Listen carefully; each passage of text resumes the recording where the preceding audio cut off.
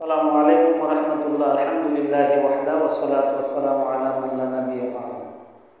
প্রশংসা আল্লাহ রাব্বুল আলামিনের জন্য, দরুদ এবং সালাম বর্ষিত হোক আমাদের প্রিয় নবী জনাব মুহাম্মদ রাসূলুল্লাহ সাল্লাল্লাহু আলাইহি ওয়াসাল্লামের প্রতি। আল্লাহুম্মা সাল্লি আলাইহি ওয়া বারিক আলাইহি। সম্মানিত দিনী ভাই এবং বোনেরা, আজকে আমি আপনাদের সামনে যে বিষয়ে আলোচনা করতে চাচ্ছি সেটা হচ্ছে ইসলামিক দৃষ্টিতে জ্বর এর বিধান কি, কেন হয়।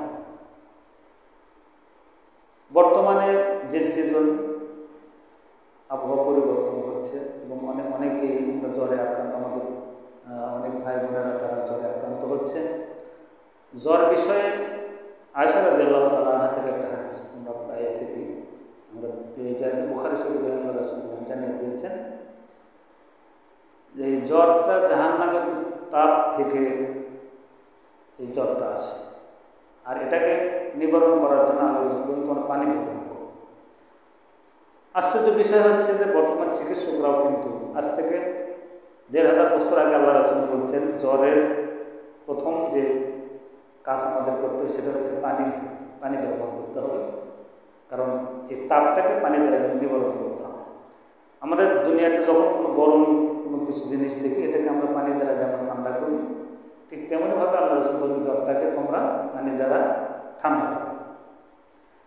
আর চিকিৎসক কোনো এ কথাই বলে থাকেন যে জ্বর হলে বেশি বেশি করে মাথায় পানি দেবে, কারণ বেশি মাথায় পানি দেওয়ার এই কথা এই জন্য যে জ্বরটাকে নিবারণ করে একমাত্র ঔষধের পানি, তারপরে ওষুধ মেডিসিন খেতে হয়। আর এই জ্বরটা কেন দেয়?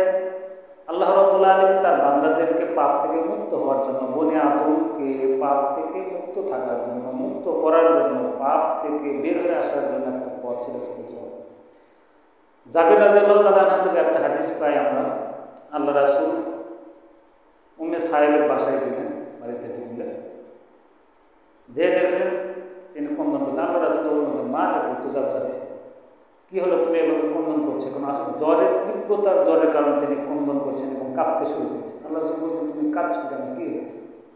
তখন আল্লাহ আমার জ্বর, লা বারাকাল্লাহু ফিহা, আল্লাহ রাব্বুল আলামিন আমার জ্বরটাকে ভালো না করে, বরকত না দান করে। তখন আল্লাহ রাসূল বলছেন খবরদার জ্বরকে গালি দিও না, জ্বরটাকে গালি দিও না, কারণ বনি আদমের পাপটাকে আল্লাহ রাব্বুল আলামিন ওইভাবে মিটিয়ে দেন। একটা কামারের হাতটা যেমন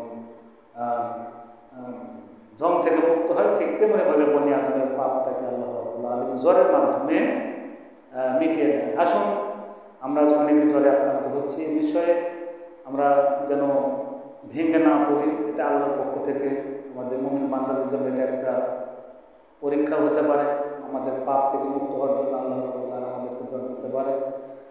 আমরা যেন জ্বরকে গালি মন্দ না করি, এটা একটা আল্লাহর বড় নিয়ামত মনে করে চিকিৎসাও নিতে হবে, পানি ব্যবহার করতে হবে, ওষুধ মেডিসিন আমরা খাবো, পাশাপাশি আমাদের পাপ থেকে আমরা যেন মুক্ত হতে পারি। আল্লাহ রাব্বুল আলামিন আমাদের সকলকে ধৈর্য ধারণ করে দুনিয়াতে চলার তৌফিক দান করুন। আর জ্বর এটা একটা যেন আমরা গালি না দিই, পাশাপাশি আমরা ওষুধ মেডিসিনটা অবশ্যই খাবো। বিশেষ করে আমি আপনাদেরকে বিষয় অনুরোধ করতে চাচ্ছি যে লং বেশি করে খাবেন, কালো জিরা, মধু এগুলো খাওয়ার চেষ্টা করুন, গরম পানি, লেবু, এগুলো বেশি বেশি করে খাওয়ার অনুরোধ করছি।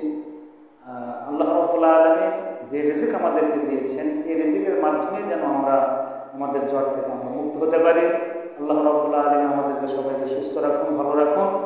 আর যদি আল্লাহ রাব্বুল আলামিনের পরীক্ষা হয়ে থাকেন তাহলে আল্লাহ রাব্বুল আলামিন আমাদের এই পরীক্ষায় পাশ করার তৌফিক দান করুন, আমাদেরকে ধৈর্য ধারণ করার তৌফিক দান করুন। বিনিময়ে আল্লাহ রাব্বুল আলামিন যেন আমাদেরকে জাযায়ে খায়র দান করুন। সকলে বলি আল্লাহুম্মা আমিন। আজকে এই পর্যন্তই, আবার পরবর্তী সময়ে কথা হবে ইনশাআল্লাহ। সবাইকে অসংখ্য ধন্যবাদ। আসসালামু আলাইকুম ওয়া রাহমাতুল্লাহ।